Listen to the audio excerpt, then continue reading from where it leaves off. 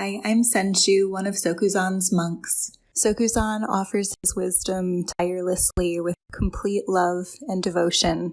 If you value these teachings, Sokuzan, the mandala of SokukoJi, please consider donating at SokukoJi.org.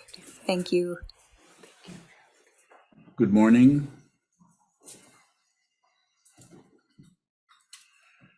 Today's Dharma talk is titled Nothing to Fix, Nothing to Fix. But before I talk about all the things you're trying to fix, and yours truly also trying to fix things, a very definite way of working with that I recommend. That feeling of something's wrong, something needs to be done.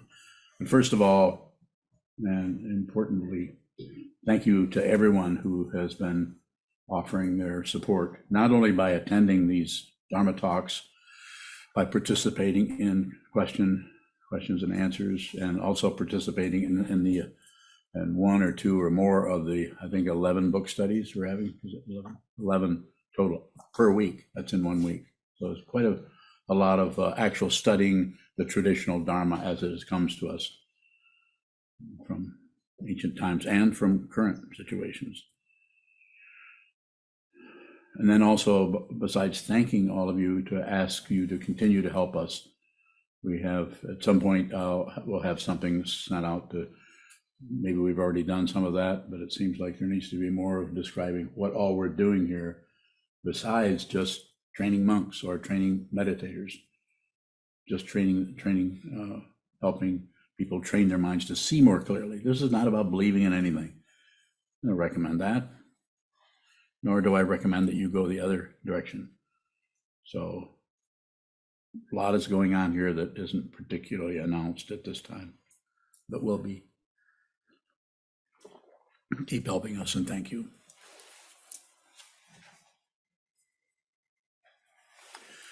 So, nothing to fix.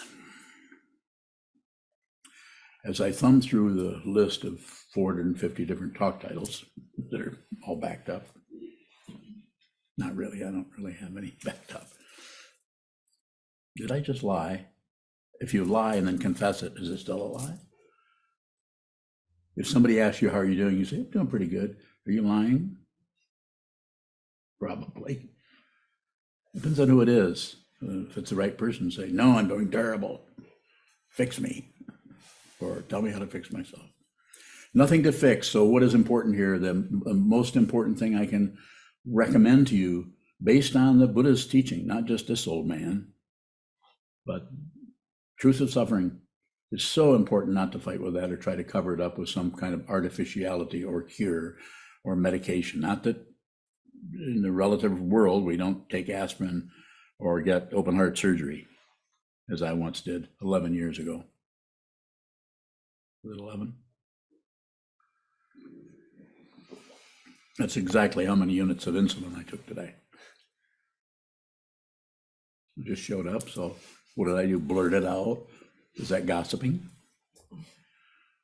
Don't gossip. Don't put your vocal cords in gear unless you have to.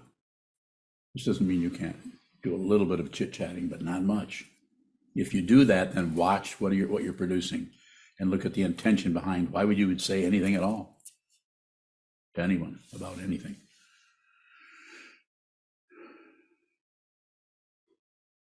Which precept is that? Don't say bad stuff about Sangha. Number 4. I thought it was number 6. No, this is number 6 is no dwelling on past mistakes. Are you correcting me? I know you asked me what it was. I did. Okay. That's the teacher. You're welcome. It's very complicated, but what you can do, each person can do, is look at anything in the area of consciousness when you're fixing breakfast or getting ready to prepare for bed or whatever it may be. Look at the tendency to want to modify, change, move it from here to there, some kind of area where you want something to be different than it is. Second noble truth. Wanting things to be different than they are creates the suffering situation and creates the cyclic movement of I like it, I don't like it, it's good, it's bad, it should be, it shouldn't be. There, I got that covered. At least this is a lot of at leasts there. So why would it be that all you have to be, how would that show up when I say all you have to do is be aware of it? You don't have to fix anything. It's pretty good news. But don't believe it. Don't do anything with it other than just receive. When you're receiving something, it's like you're receiving mail. You've received it, but you still don't know who it's from, what's in the envelope or the package. Just receive.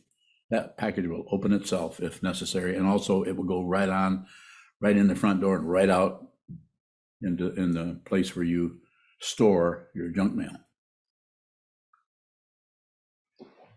Anybody here save the junk mail? Now you know it's junk. Nothing to correct.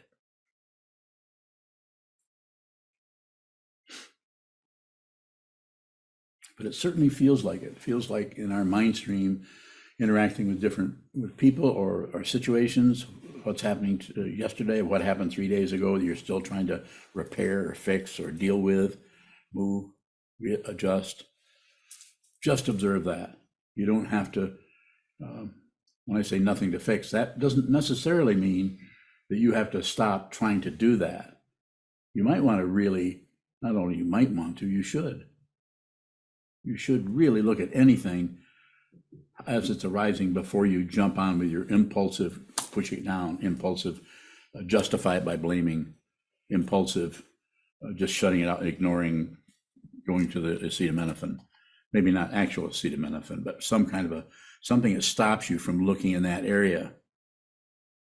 It's very interesting to notice when you know you're ignoring, but you're not exactly sure what you're ignoring because the ignoring is working. You can actually be temporarily happy, relatively happy. And it's not that you shouldn't be happy, it's the clinging to that. It's the clinging, passion, and the rejection, anger, and the shutting down, ignorance. Those are the three ways that we avoid the fundamental truth that there is no separate being anywhere. What you're looking for is right in front of you. There's no guarantee, because when you see that, the very nature of what is in front of you is not separate. The very nature of who you are cannot be found. That is finding.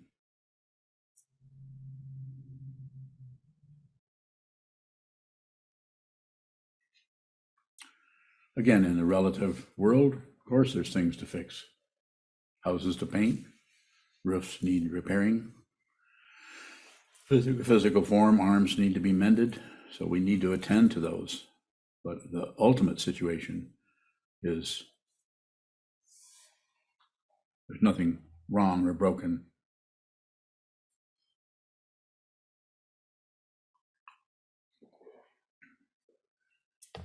I can continue to talk, or I can receive some questions. Yeah. Jeez, I'm bowing. How can we work with this teaching of nothing to fix in our meditation practice, particularly bowing? So the important part, that's why that's why we have these forms. That's why this morning, I presume, you did the morning service, which is 35 minutes long, approximately. Lots of different forms that if we look into what's being said, we understand the meaning relatively. But producing that as an expression of form does something with the mind stream that cuts into that area of judging and emphasizes the receiving. You're producing something and receiving at the same time. As you're receiving, you're listening to the tone of voice of the Doman, or possibly a person next to you who expresses something a little bit longer than you do, or a little bit shorter, or a different tone, or maybe the tone of your voice. You're not even listening to what you're saying. You're just listening to that particular area, or not. Maybe you are following right after every single word, every single person that's indicated in the Goju, Shichibutsu, or the lineage. Perhaps.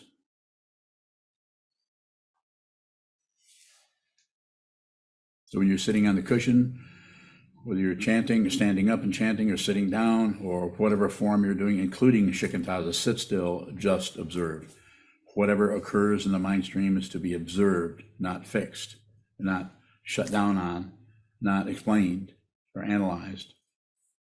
Did I get close? So more? Geez, I'm bowing. It's just there's this incredible compulsion when we meditate of needing to be active, that we are trying to do something, and I have difficulty not making meditation into an activity. So I'm wondering. So yeah, go ahead. How we what is the willingness to just sit there?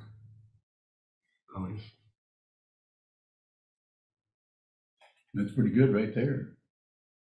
Just sit there. What is the willingness to sit there? Just sitting there.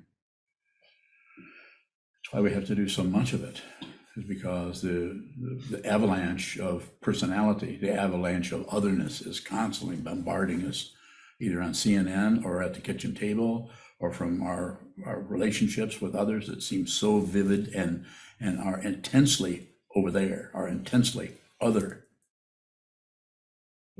The way we work with that is sit down and just be with, to put it very literally, be with the consciousness that is arising without any outward triggers. Just sit down, look at the wall, look at the floor, back away from the wall, move closer to the wall. You could look out the window if not too much is happening out there. A little bit of movement is okay, but too much is too much paisley. Too many things going and coming and going. More? Geez, I'm bowing. Does that avalanche of self in meditation have a source? Bowing. It has sources, but fundamentally it's sourceless. It just looks like occurrence. It looks like this, push that, this got in the way, moved this over here, this turned blue, this turned red, this got sharper, this got very, very dull. It was very, very gloomy that day. Blah, blah, blah, blah, blah, blah, blah. More? Geez, I'm buying. When you talk about it that way, that it sounds like there's a dependent nature that has many fuel sources.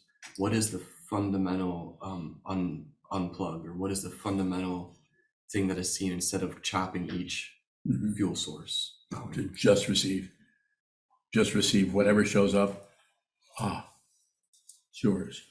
It's not. There's no personhood there. It's just the receiving quality of consciousness. The consciousness already, if you touch the tabletop, you're already receiving the tabletop. If someone is cooking something in the kitchen, you smell frittatas or whatever comes out of you smell that. So you receive that. There's no like, I know there's an odor there. What is that? We just know.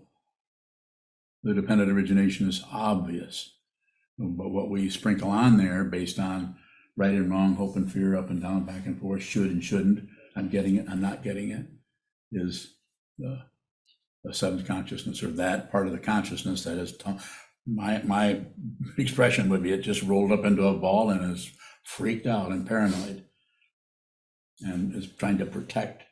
The Trungpa Rinpoche called it a cocoon or cocooning.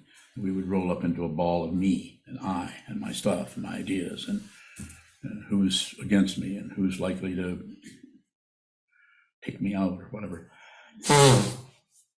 And this needs to be not corrected.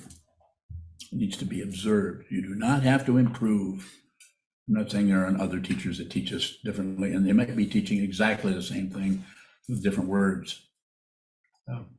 That teaches 7 points of mind training has quite a number of slogans that certainly look like improvement to me. This is the way you get better. This is the way but those are all provisional teachings. And sometimes some people need to have need to have some kind of a structure. The Zendo, the monastery, all the forms are provisional. They are not a path to get somewhere. More so they are a path where you actually see the nature of a path, the very nature of the Buddha's Dharma. Thank you. Ondo. Wondervine. Just lost my question. Well, you're looking at a notepad. Isn't there anything on it? My question was not on it. Oh, Is there, but Wondervine, is there something to do with trusting our intention when we're sitting on the path and just being willing? Is there a trusting of the intention? it's like, I use an image here because I'm very visual, and so I see everything. I see things before I think about them, maybe. But it's like you're going down a road, Dharma, and you're in a vehicle, the Mahayana, and you're riding the vows. You're riding the intention to be with all things. You don't know where that's taking you, but the intention there is to be with all things, starting with your own mind stream. You have to be with the vehicle that's showing up as your own passion, aggression, ignorance, hope, and fear, and all of those things. You have to stop fighting with that. And how do you do that? You have to watch the fight, and you can't really stop it. If you just watch the interior difficulty as it's arising, don't agree, don't disagree, and don't look away or ignore. And it eventually it just runs out of steam because it gets its steam through being objected to or agreed with or ignored. And that propels and perpetuates the belief or assumption that there is someone here just because there's a body here. This is not your body. Those are not your thoughts. There is no personhood. Don't believe me. That would be very disrespectful to your own practice and to me. I'm not asking for belief. I'm asking you to consider something. I'm a Dharma teacher, not some kind of a preacher. Belief and disbelief are difficult. Wondervine, is there some element of trust that we have to initially at least hang on to? I feel that could work. For some people, maybe not, because it's too much like belief. But a trust or a like it's used in the title of I can't think of the author of The Awakening of Faith in the Mahayana. Awakening of faith is just that you know that even though it's dark and it looks like to ego, it looks like oblivion, it looks like destruction, it looks like no, this is not going to work. It can look terrifying. This doesn't mean that to some people this has to look terrifying. Some people are not going to be, their emotional or intellectual whatever dynamic is not going to, they would never describe themselves as being terrified. They might even be a little bit baffled by why some people are using that or can connect with that. Everyone's difficulty shows up different, and this is why the illusion of individuality is so powerful. Because I'm the kind of person that just sits here. I'm the kind of person that will not put up with that. Can I think of it? Is there any more of those? It's like. I'm the kind of person that doesn't do that. I never lie. Yeah, you do. More? Anytime you say to somebody, when they say, "How you doing today?" You say, "I'm doing pretty good." You're lying. You know damn well you're not doing pretty good. So why would you say that? More? Go ahead. When you're bowing. So in regards to what you just said, is there some civility that comes into play here where somebody asks how you are and you say, I'm... Of course. What's being emphasized, and this is often missed, maybe being missed right now, but it's not about not lying. You can't help but lie. You can't help but break every one of the 16 precepts. And if you have a question about one of those, how you could possibly break this one or that one or that one, I would be happy to respond and correct you. No, I wouldn't, but I could talk about it in such a way that you might be able to see where there might be something going on there that you may have missed before.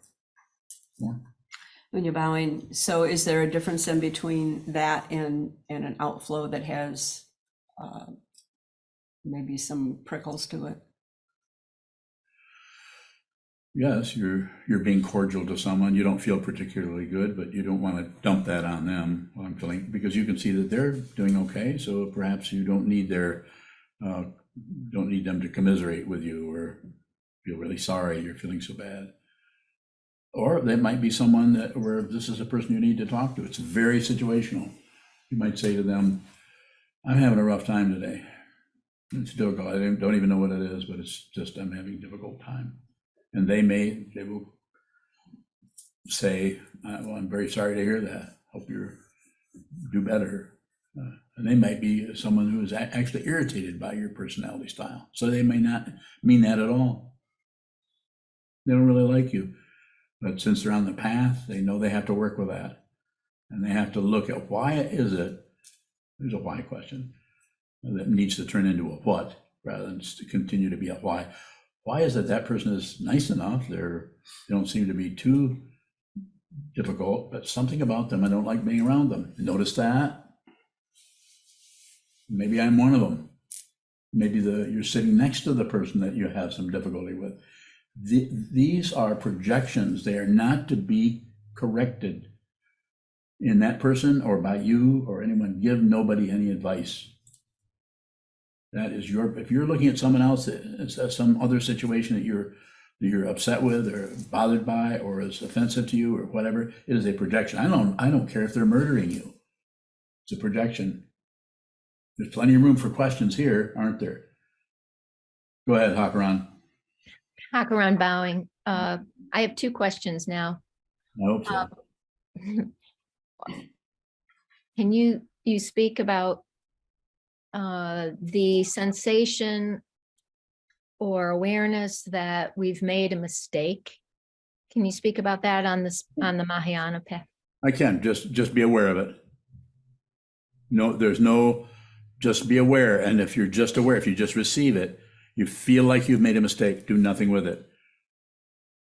It's bad enough in itself. It just feels like you stepped in the wrong direction. You opened your mouth and said something to someone that, looking back on that 20 minutes ago, you thought, that might have been a little intense for me to say that to that person. I mean, I'm just making something up along the line of what I think you're asking about. And the discovery that I'm encouraging you to see is there isn't any separate being. I don't care how much you trim your fingernails.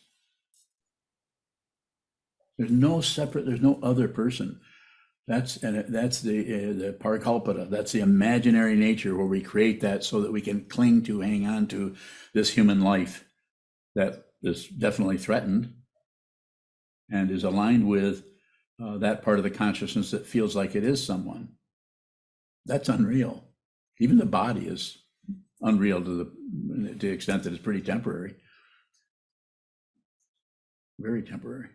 Go ahead, Hakaran. So, Hakaran bowing. If it's a mistake, I'll say it this way, against ourselves, we also do nothing with it, or? So it would be relative, of course, if there's a mistake relative to your health situation that you could see, oh, I need to do this instead of that. Of course, then you would just keep it very simple and but no yammering at yourself, which anytime you're feeling guilty or feeling wrong or feeling ashamed or feeling, this is all ego. You're not that important. That's just a way of saying it really isn't anyone, but might want to go into the feeling of being somebody who's having a feeling. If I acted on my feelings, I couldn't be here. I have not stopped having negative feelings. I sometimes have feelings now that I never even thought were in this particular mind stream, but they're there. I don't do anything with them other than come on in. It's just like having a bunch of birds fly through your ears. Some of them are flying fast. Some of them are pooping. Just an image. Some of them are scratching. But they're just birds. They're just thoughts. They're just emotions. They're just coming. They don't belong to you. If you take ownership in that, just because it hurts, it's painful. But what did the Buddha say? Life is suffering. And when he said in the third noble truth, Nirodha, or that comes to an end, what actually comes to an end is something that has never started. That's how it comes to an end. There's no self in the skandhas. Form, feeling, perception, concept, consciousness does not come up, add up to those 5 things, do not add up to somebody. Unless you do that, if you believe those and they coil together like these 4 fingers and a thumb do, then you've got the appearance of somebody, and that aligns with the appearance physically in the world as a body. Don't agree, don't disagree, don't ignore. And then if this happens, then there's just awareness. There's just an incredible, you could say, alignment with just space itself. And everything is welcome. The darkest clouds are welcome. The brightest sunlit clouds are welcome. Everything is welcome. It's just welcome. There's no welcomer. You're not getting some kind of a merit badge for being such a great bodhisattva. The bodhisattva doesn't even know who he or she is. They don't know that. They don't need identity anymore. Everything is always situational. If there's still a body embodiment here as a human being, whether you're a Dharma teacher, whether you're a monk, whether you're lay ordained, or whether you just study the Dharma, that's up to you. It's just about receiving, and intending. You receive everything that shows up without question.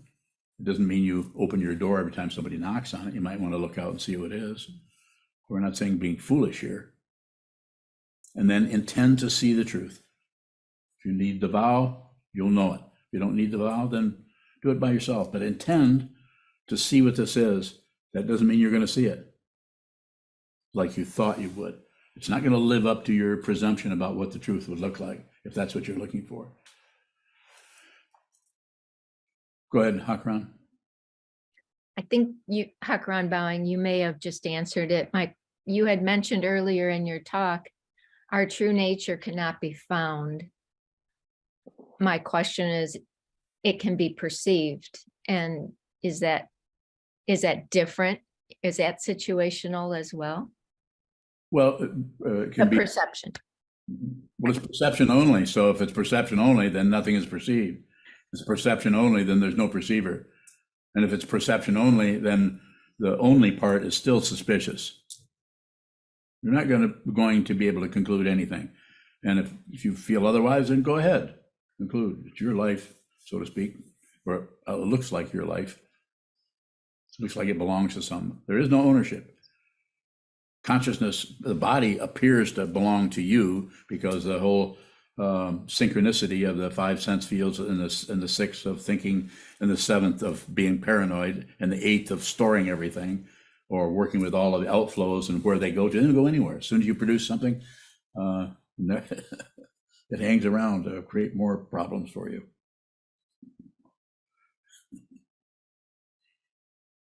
Yes. Was it good, Bonnie? The curling up paranoid part of the mind, is that more evident in our emotions than in our body?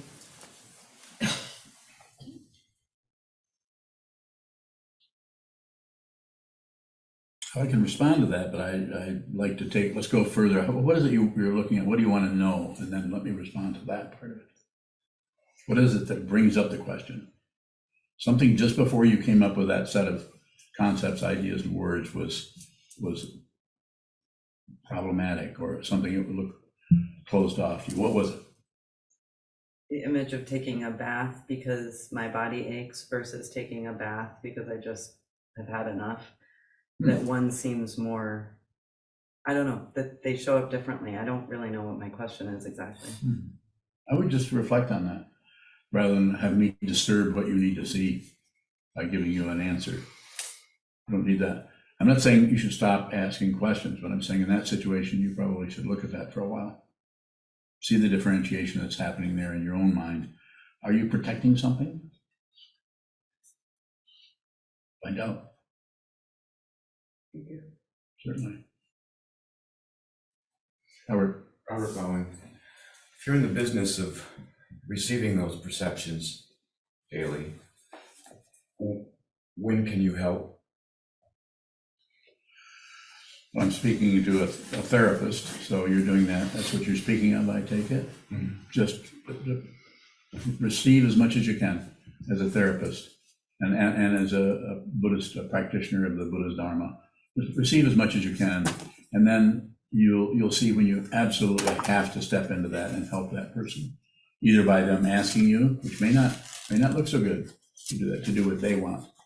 So the more you can receive, that most people are not getting much in the way of being able to talk to somebody that just listens to them, just listens. How do you mean? And then gives the person a chance or the opportunity to look deeper into that. Like rather than give a Mozoku some kind of feat, which I could have done, but rather than do that, to say to her in a way that hopefully, or maybe not so much hope, but she'll look at that, the nature of that question on its deeper level before it becomes concepts. You can't really talk to someone who's a client of yours like that, but you might be able to help them in that way by not jumping to some kind of conclusion about what they should do or who they are, or how they're creating more suffering for themselves, which they probably are, but they might not be ready to hear that coming from someone else. More? Robert Rowan, how can you work with people that want to be helped, but you know if you help them, you'll further confuse them? Well, I'd have to come into there by what it looks like you're saying instead of what you may actually be saying. So I'm going to, is that better? I'm trying to correct my goodness. My goodness. I need to correct that. So it might be good to just listen to what they're producing there more and make sure you stay connected, listen to them, ask them to maybe clarify some part of it so that they're producing they get a chance to actually produce in your direction what it's like for them, what it's like. So some of that, it won't get relieved. The fundamental issue is always going to be mistaken identity, or thinking there's someone that's right or someone that's wrong, someone that's going to die, someone that's going to live, someone that's famous, someone that has no recognition. So that's what I would do, is work to do that. Yes. A question from Spool String. Okay. Explain, please, the difference between receiving, say, a bird song versus anger or aggression from a third party. Well, the difference would be the bird song is nice and the anger sucks, simply put, but you already know that. So what is it you fundamentally are asking me there?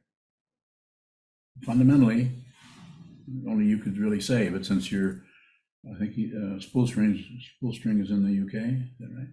So it's a long distance. From the point of view of hearing sounds, there is no difference. It's just receiving sounds. But then we add on, we may have some help because the sound coming from someone who's angry is not very pleasant from the point of view of harmony or balance. Very, very difficult for someone to express anger and do it in a way that is beautiful. It takes a poet to do that. Just observe. Spool String, as much as you can. I don't know how much time you're spending on the cushion, but everybody that asks me a question about anything, which I want you to do, you also need to look at how much time you're actually spending by yourself on the cushion, looking at the movement of the mind, coming up and leaving, negative, bird song, negative, anger, aggression, depression, all the names we put on any kind of negative emotion, or happiness, contentment, relaxation. I feel very good sitting today. I feel very anxious or nervous or something today. Yes. He has a further question. Why does dependent origination vary? It doesn't vary. You vary. That part of consciousness that you sucked up into a ball of me, that likes and doesn't like and goes this way and goes that way, lives and dies, up and down, back and forth, all the relative things that are purchased, bought into, or pushed away. Passion, purchase. Aggression, push away. Ignorance, just think about something else. I'm not going to think about that anymore. How many times have we, when we've been sitting, get into some kind of negativity or maybe some kind of just boredom of being there, and instead of just being bored, we distract ourselves from the spaciousness of boredom, which is just ego language. The spaciousness of the spaciousness, that's different. But we push away, it's just too open. There's just not enough going on. There's not enough entertainment. So we conclude something, and that conclusion is ignorance. So we would ignore. We might actually distract ourselves off into some kind of a thought pattern that is more interesting than just the space in the room or on the wall. Here's another question. He's full of them today, full spool of them. Nice and nasty, same things essentially. Why am I reacting to nasty when it's not real? Well, we think it's real and we're conditioned. So this is why it's so important. You say it in a couple of words. Hopefully this will click with all of you, is that we are so conditioned to react. We've been doing this for millennia, not just in this lifetime. And I'm not even promoting belief in other lifetimes. I'm just saying there's a lot more happening in consciousness than just our little closed off area of the kitchen table and time to go to work. And so when difficulty comes up, we tend to push it down or try to explain it or blame someone or blame something. It must be what I'm eating. It must be how my partner is treating me, or how things are going at work, or maybe I don't know what this is. And then we might have to, if we're meditators, we may take it to the cushion, which I recommend, or we might take it to a therapist, which I'm not against. And maybe a therapist would help you work with the negativity that has probably been happening to you all of your life and probably before then, and how to deal with that in a way that doesn't make it worse. But only, as far as I know, and I'm biased here, but only the sitting practice of meditation, only you doing this is going to give you fundamental clarity. So you are not concerned about what happens next, because you know there is no next. Don't believe me? You're probably not going to. That doesn't sound very convincing, does it? There's no next. You think there's next, but there's not. You think that when you go into the kitchen later, out to your car later, that was the next. It's very weak. It will not hold up in court. Goes on bowing. Yes, goes on. Eric has a question in the chat box. Thank you. He asks, when we have friends who believe that the Eightfold Path means their views or thoughts are somehow not right, how can we help them without trying to correct? Bowing. Well, it's quite variable. If they're practitioners, if they're consider themselves Buddhist, those are to be observed, not to be followed. Although with certain people and at certain times, with certain combinations of the interaction between a teacher and his or her student or disciple, might have been necessary to make that more of a parental kind of structure. But it's very situational. I was given very, very definite instructions by Kobun. You don't take precepts, you observe them.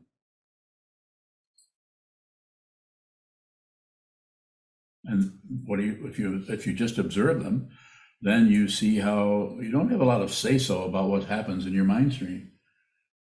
Things might come up that are shifty and edgy and dark, and just observe. Don't abandon what shows up for what you think about it, is a simple way of saying it. But if you do abandon that, then just be aware of that. The consciousness is always ready. It always finds its own form. And what is its own form? Everything and anything, specific or universal. I'm about ready to say take your pick, but I'm not gonna do that. They're not separate. They're not separate. It just looks like it intensely. And what supports that belief or those opinions or those ideas or those conclusions? Fear.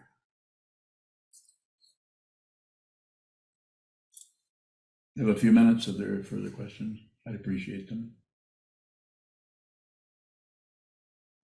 Oh, no. Well, Divine, you said that when we're on the cushion, we let ourselves be distracted by thoughts rather than sit in the spaciousness.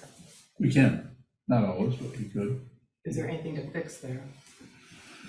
No, not at all. You can sit in that spaciousness of the space of wanting to fix things. Just look at it. Don't improve. I don't know how else to say it, and I know there's a lot of other, like I said, the Atisha 7 Points of Mind training is just one example of lots of different ways to improve. There's also areas in there where they're actually pointing at, or Atisha and his compadres are pointing at ultimate reality. So and some practitioners need the kind of support to see things in a certain way. Be a child of illusion. What is that? We have to use your imagination to even see what's being pointed at by Atisha. More. On Divine, so if we take on one of those slogans, is there fixing that's happening there? Or is that just building an intention? Could be. It's like one of the slogans that I'll mention here is of the two, keep the principal witness. And this is a way of saying, of the two, being you and anybody else, keep the principal witness. In other words, you need to see this yourself. That I think that's so very, very important. Up to and including the teacher. Don't just believe the teacher, any teacher. Although it's taught a little bit differently in some traditions, culturally or whatever might necessitate that. But of the two, this and that, this is wisdom. This is the wisdom here. But it might be covered up with all kinds of garbage can lids and litter and bullshit. So, and how do you remove that? You can't. You have to see that it's vividly unreal and emptiness, yet there's still form. To quote Trungpa Rinpoche, you just see it. If you just see it, it's hard because it stinks, it doesn't feel good, and it feels like you should go the other way. You should refuse that so that you can be better, so that you can rise above. When I say drop down, rise up, I don't mean drop down into the muck and rise up as being golden and shining like a lotus. It's like that, but it has to be done with your mind stream, because only in that way can it be fundamentally yours, your dynamic, your passion, aggression, and ignorance, your life stream, the particular stylized way in which you avoid some things and grasp at other things. More.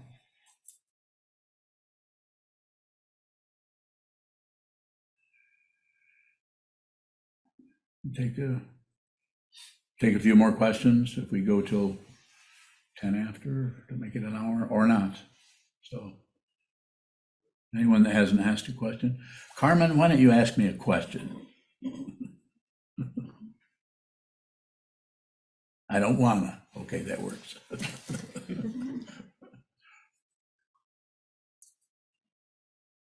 Yes, sir. I'm looking at a space where I might have some behavior that's hurtful to somebody else emotionally, and I'm wondering, is there a misunderstanding there if I feel like I need to fix that because it harms someone else?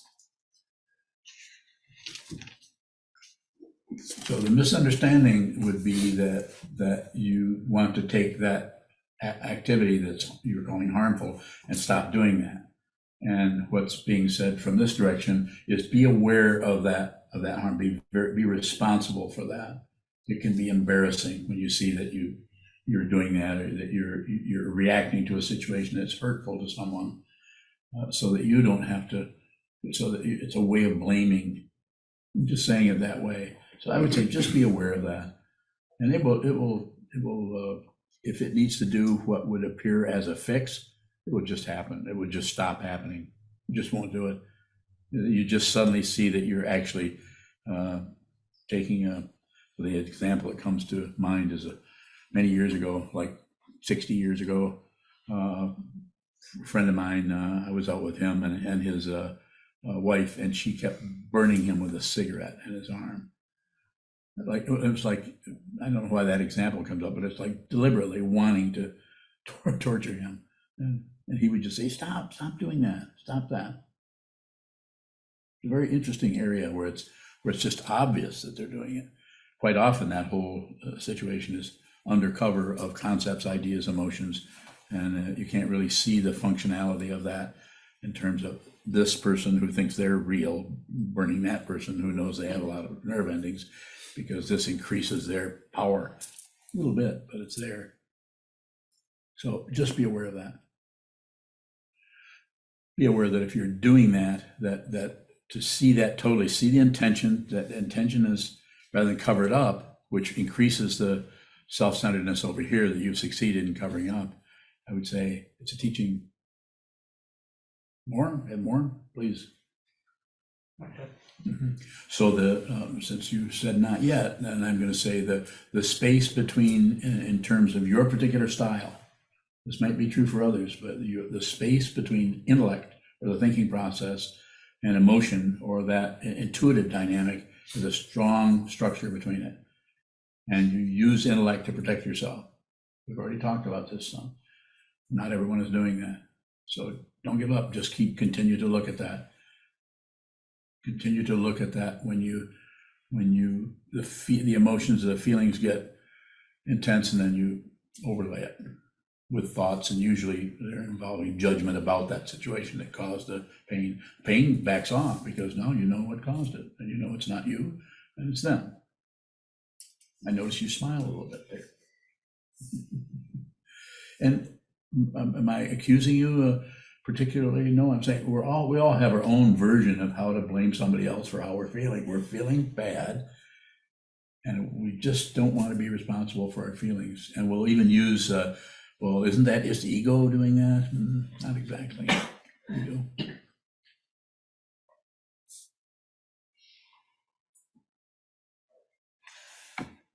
Will someone read Jishin's question? Thank you, sir. It's a what does it mean question. Goes on bowing. She asks, what does it mean to be a child of illusion? Thank you, bowing. So the teaching, as I understand it, is see that everything is unreal. This is an ultimate bodhicitta, or the mind of awakening, not just a relative do good, that kind of thing, but the ultimate, just see that everything is unreal. It has its appearance, just like a movie set or like a play. It's there, it's present, it has its reality, but fundamentally it's unreal. Remain a child of illusion. So kind of a fancy way of saying it back in the 12th century.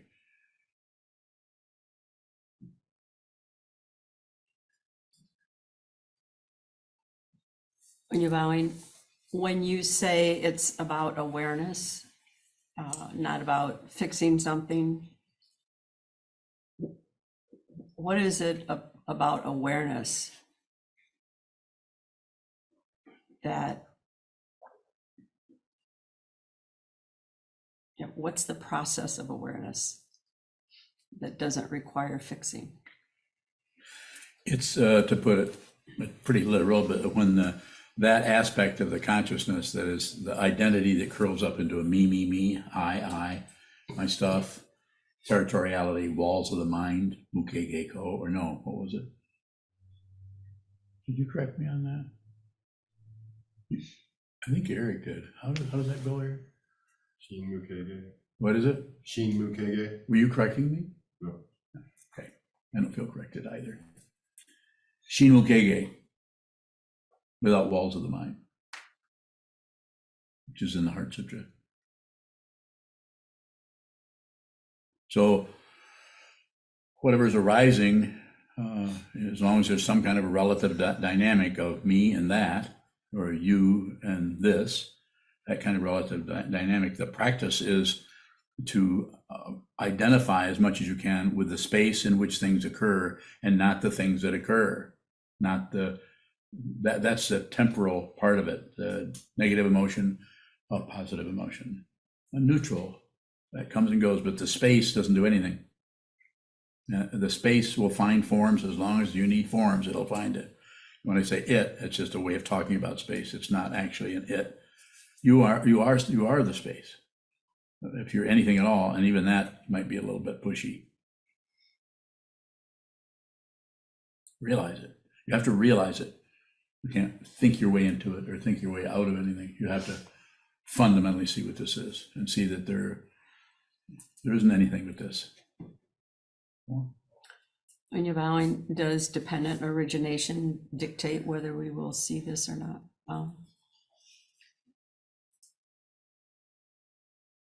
It doesn't dictate it, but what has gone before and what is showing up now as different manifestations of human beings are dependently risen.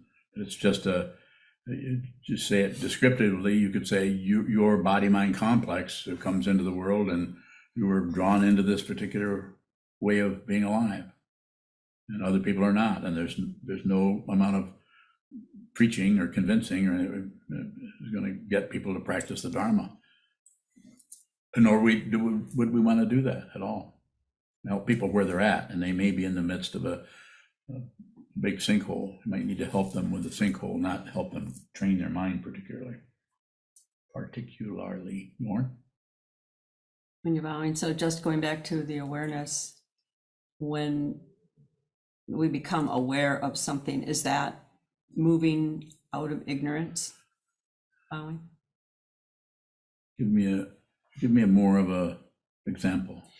You're bowing, maybe to use your example of when you suddenly became aware that someone was embezzling from you years ago. Mm-hmm. Even though you had, I think what you say is you had a sense something was going on, but you were ignoring it. I liked that person quite a bit, and when it started to go to maybe that's the person who was embezzling, I just didn't want to do that, so I ignored it, even though it was pretty obvious. But I wasn't really protecting him. I was protecting how I felt about him. So I didn't want to acknowledge that here's someone that I've trusted. This is back in the 1980s. That I trusted was actually using my friendship or trust or whatever as my bookkeeper to steal money. When you're bowing, so is there pain involved when we go from ignorance to awareness, bowing? Probably. It's situational. So that's why you could say willingness to just receive whatever shows up, as I've said many times, and we'll say it again. Whatever shows up in your mind stream, your life stream, in your kitchen table, or in your job, or in your relationship, you have it coming. It's not that you personally have it coming. It means that dependent origination, if you begin to understand this deeply, the personhood is there, but it's just more dependent origination. It's there, so ego is there, but it's unreal, as everything is unreal, vividly. Present, unreal, like a Stephen King movie. It's there, it's believable. You have to close your eyes because you don't know what's going to happen next. It's scary. Just a version of that. More?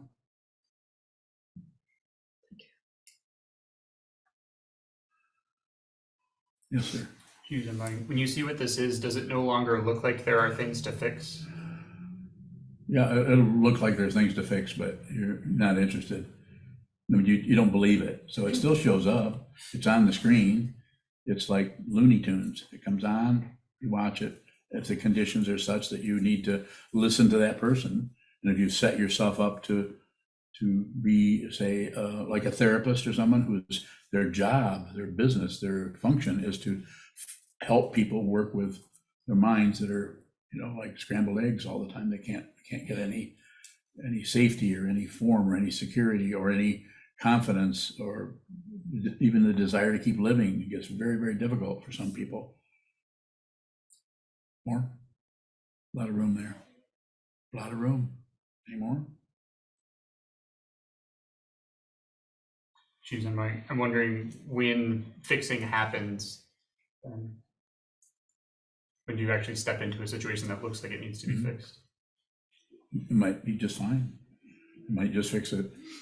But that particular way of doing it will just have temporary, it might even be 70 years of temporariness, but it's still temporary. It's not looking at the fundamental problem or issue, which is mistaken identity, believing, thinking, feeling, assuming, consuming that this is real and I'm over here and that is real and you're over there. The fundamental misunderstanding is duality. There's more than one thing, and that there's even one thing. It's the singularity of it. It's not single, so stop it. How do you stop it? You look at the way you cling, you grasp, you want, you don't, you do, you don't, you do, you don't. I like it, I don't, all backed up by all kinds of emotional things that have been going on for centuries. Consciousness doesn't belong to anyone, but it personalizes in a birth, just like with Rumi, someone who's getting very used to being alive again. That doesn't mean there was somebody that was in another life that became Rumi as a 4-year-old. Doesn't mean that there was it's just what's the dis word? Discombobulated. It's not hooked together as somebody. That's why the physical form is arising in this very low frequency realm called the human realm. And here we are as human beings, and we tend to clamp down on this to be somebody. But there's no you, there's no me, there's no, what is there takes on that appearance, but it's an illusion. It's very, very convincing. The emotions are there, passion, aggression, and ignorance. Hope and fear are really powerful. Hope for something better, fear of something worse. In a living being who is no longer is believing in the singularity called me, all those emotions are free to come and go. They can come, they can go. I'm not saying they aren't painful or even scary, but they cannot find a self that feels that way. Would be my way of saying it. This would, unless they're sitting in a position like this teaching the Dharma, if you just met them on the street or at the local, I don't know, where do you hang out, the malt shop? No, you're really old for that. Just somebody you met somewhere, probably there might not even be too much personality showing up. Or maybe the personality would be overwhelming. It'd be almost like a big show off. Because that person is functioning is actually dancing with dependent origination. And they may be completely sit at the table and not say anything. Or they may be the life of the party or all those other things. There's no way to know what's going to happen next. And the one who sees that is no longer one. They're not separate from you, from your mind, or anyone's mind anywhere. It's an astonishing realization, and it is completely uneventful. It will not support your emotional singularity. Even if you happen to be a Dharma teacher, not going to support it. Yes. Is there a singular action or process that is thinking there is someone that I can see? Say more. We talk about the 5 skandhas, and so it seems like thinking there is someone is a very decentralized process, but I always see myself looking for just the thought that is, oh, I'm thinking there's somebody. Does that show up? I think it does. Thinking that there's someone here. Self-reference. If I'm tracking what it is you're asking about, and you don't have to get rid of it. Nothing. You get rid of that. There is nothing to correct. You just have to see that. If you get rid of it, if you shut it down and say, "Oh, I can't believe that," or "I can't," if you try to fiddle with it to move it a different direction or make it into a more enlightened person. This is why I say, don't go to war, don't go to peace, don't do anything. It's your receptors are full enough of this incredibly insane world without doing anything about it. Just receive. 70, 80 years is nothing.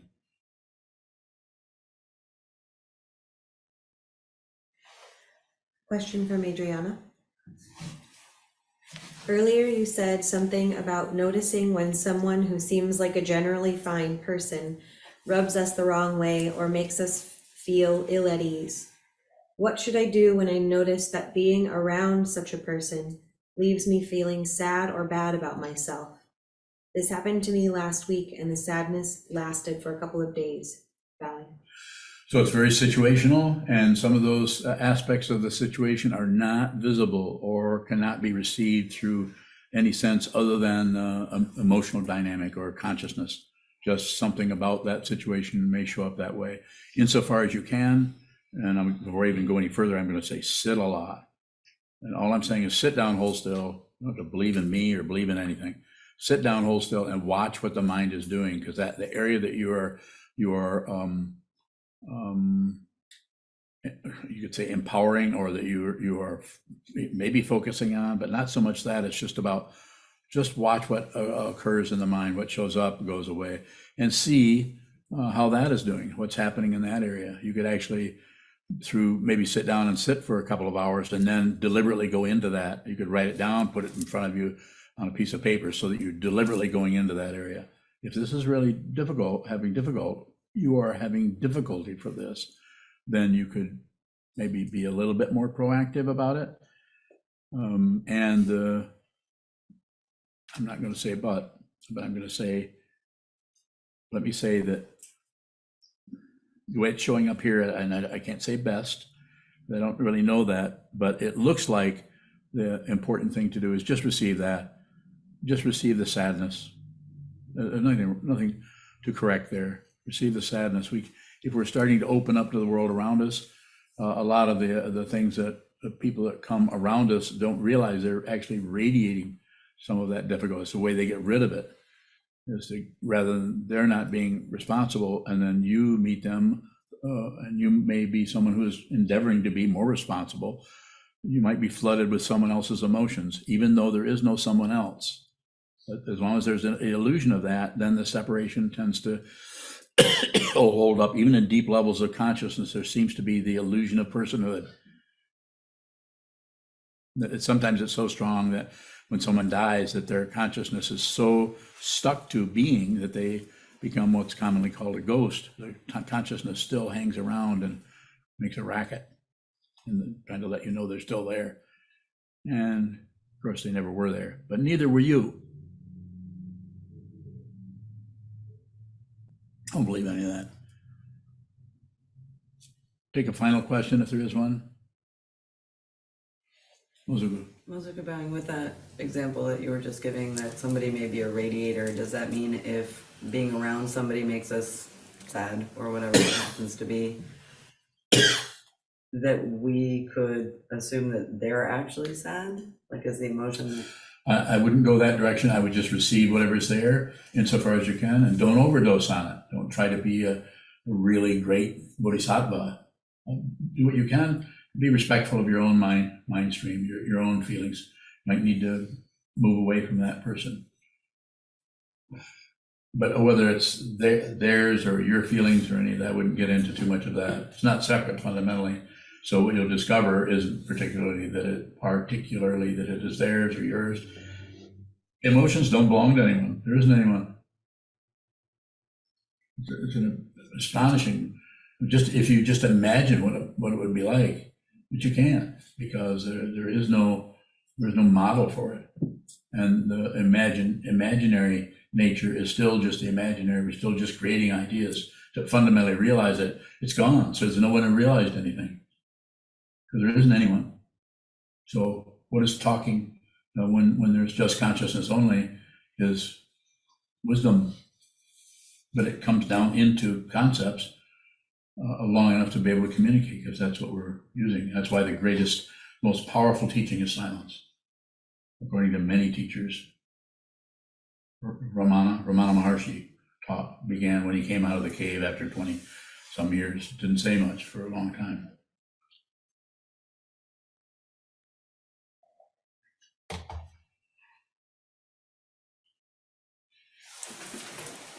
Hi, I'm Senshu, one of Sokuzan's monks. Sokuzan offers his wisdom tirelessly with complete love and devotion. If you value these teachings, Sokuzan, the mandala of SokukoJi, please consider donating at sokukoji.org. Thank you.